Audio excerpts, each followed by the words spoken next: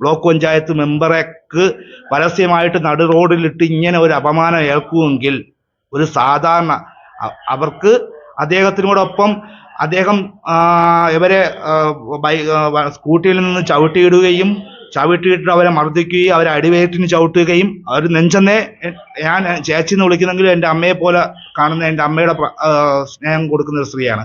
അവരെ മാറിടത്തിൽ അടക്കം അടിക്കുന്ന ഒരു രീതിയാണ് ഈ സദാശിവപിള്ള എന്ന് പറയുന്ന വ്യക്തി ചെയ്യുന്നത്. അദ്ദേഹം തിരുവനന്തപുരം കല്ലമ്പലത്ത് ഒരു പൊതുപ്രവർത്തകരെ ഇല്ലേ അടിനാവി നോക്കി ചവിട്ടി പ്രദേശവാസിയില്ലേ? അതെ. ആരാണ് അദ്ദേഹത്തിന്റെ പേരെന്താണ്? അദ്ദേഹത്തിന് ഒരു സദാശിവൻ പിള്ള. ഇയാളെങ്ങനെ പ്രശ്നക്കാരനാണോ? പ്രശ്നക്കാരനൊന്നും നമുക്കറിയത്തില്ല. അയാളെ കുടുംബ ചരിത്രം നമുക്കറിയത്തില്ല. അയാൾ വരികയും ഈ കക്ഷിയെ സ്കൂട്ടറിന് ചവിട്ടി മറിക്കുകയും തലമുടി കുത്തിപ്പിടിക്കുകയും ഒക്കെ ചെയ്തായിരുന്നു. എന്തായാലും ശരി, വലിയൊരു സംഭവമാണ് അല്ലേ? നാടിന് പോലും നാണക്കേട് അല്ലേ? ഭരിക്കുന്ന സർക്കാരിന് നാണക്കേട്. തീർച്ചയായിട്ടും സ്ത്രീകൾക്കും കുട്ടികൾക്കും ഇവിടെ അതിനെ വിട്ടിട്ടാണ് ആ വാനം തോണ്ടിയേക്കുന്നത്. അതിനെപ്പറ്റി സംസാരിക്കാനാണ് മെമ്പർ പോയതും സംസാരം ആവുന്നതും ഈ വിഷയങ്ങൾ ഈ രീതി കൊണ്ട് എത്തുന്നത്. മെമ്പറിനെയാണ് അടിവേറോക്കി ചവിട്ടിയത്. അതെ അതെ അല്ലേ? ചവിട്ടുക മറ്റെല്ലാം ചെയ്തില്ലേ? താങ്കളും ഉണ്ടായിരുന്ന സംഭവം നടക്കുമ്പോൾ ഞാനില്ലായിരുന്നു. ഞാൻ വിവരം അറിഞ്ഞു.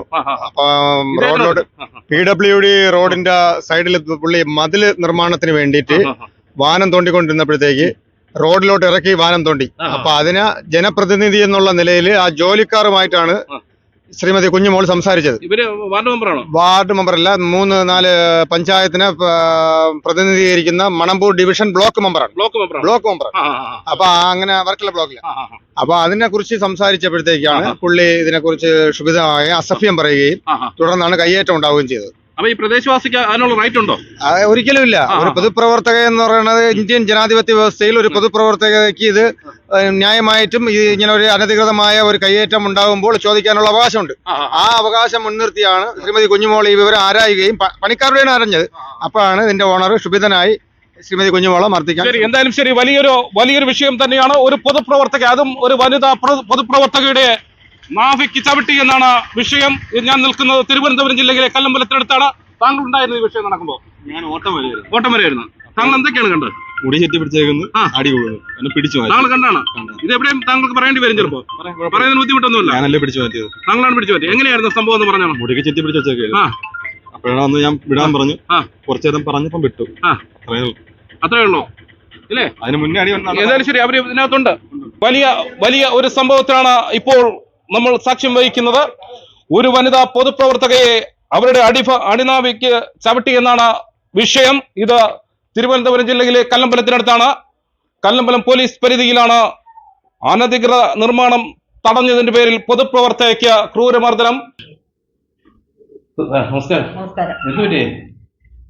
ഒരു പൊതുകാര്യമായിട്ട് ബന്ധപ്പെട്ട് ഇടപെട്ടപ്പോൾ അയാള് മർദ്ദിച്ചതാണ്. ഇവിടെ അടുത്ത് തന്നെയുള്ള ഒരു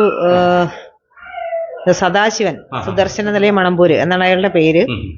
നമ്മുടെ ഇവിടുന്ന് ഒരു അപ്പുപ്പ നട താഴേക്ക് പോകുന്നുണ്ട്. പട്ടികജാതിക്കാരുടെ ഒരു ക്ഷേത്രമാണ്. ആ ക്ഷേത്രത്തിലേക്കുള്ള വഴി ഇദ്ദേഹം 100 വർഷമായിട്ട് നടക്കുന്ന, എൻ്റെ അമ്മയുടെ കുട്ടിക്കാലം മുതലേ നടക്കുന്ന ഒരു വഴിയാണ്. അത് കെട്ടിയടച്ചു. അപ്പൊ അതുമായിട്ട് ബന്ധപ്പെട്ട് ഞാൻ ഇദ്ദേഹത്തോട് സംസാരിച്ചിരുന്നു.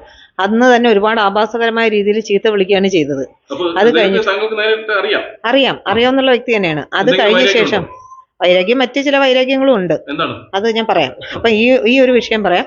അപ്പൊ ഈ PWD റോഡിന്റെ സൈഡ് ഇദ്ദേഹം കട കെട്ടിയിരിക്കുന്നതിന്റെ ഭാഗം അടയ്ക്കാനായിട്ട് നോക്കി. അപ്പം പെർമിറ്റ് എടുക്കാതെയാണ് ആ മതിൽ കെട്ടിയത്. വാനം തോണ്ടിക്കൊണ്ടിരുന്നപ്പോൾ ഞാനവിടെ എത്തിയപ്പോഴത്തേക്കും ഏകദേശം 1 മീറ്റർ 80 സെന്റിമീറ്റർ ഭാഗം റോഡിലേക്ക് ഇറക്കിയാണ് അദ്ദേഹം മതിൽ കെട്ടിയത്. അദ്ദേഹത്തിന്റെ അതിർത്തിയെല്ലാം തന്നെ മുകളിൽ നിൽക്കുന്നു.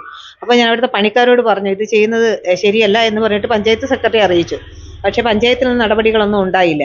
ഉച്ചയ്ക്ക് വീണ്ടും ഞാൻ പഞ്ചായത്ത് സെക്രട്ടറിയെ വിളിച്ചു. ആരും വന്ന് നോക്കിയത് പോലുമില്ല. വീണ്ടും ഒരു 1:30 മണി സമയത്ത് വീണ്ടും 1 മണിയോടുകൂടി ഞാൻ പഞ്ചായത്ത് സെക്രട്ടറിയെ വീണ്ടും വിളിച്ച ശേഷം ഞാൻ തിരിച്ച് ആശുപത്രിയിൽ നിന്ന് വീട്ടിലേക്ക് വരുന്ന വഴി നോക്കിയപ്പോഴാണ് അവിടെ വീണ്ടും വാനം തോണ്ടിയിരിക്കുന്നു. അങ്ങനെ ഞാനവിടെ വണ്ടി നിർത്തി ആ ജോലിക്കാരോട് സംസാരിച്ചുകൊണ്ടിരുന്നപ്പോൾ ഇദ്ദേഹം വരികയും അപ്പോൾ പഞ്ചായത്തിൽ നിന്ന് വിളിച്ചു പറഞ്ഞു, അതായത് പണി നിർത്തി വെക്കാൻ പറഞ്ഞു എന്ന് പറഞ്ഞു.